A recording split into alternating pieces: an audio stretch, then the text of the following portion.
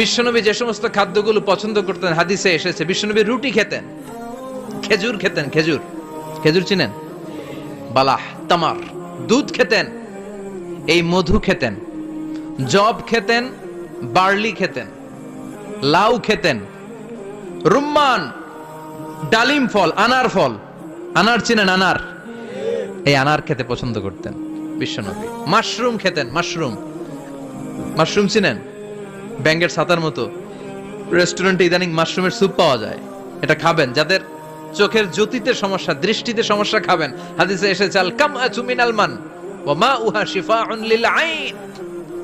Mushroom হলো মান্না সালোয়ার মতো খাবার। মাশরুমের স্যুপ যারা খাবে, চোখের জ্যোতি যাদের কম, তাদের চোখের জ্যোতি বাড়িয়ে দিবে কে?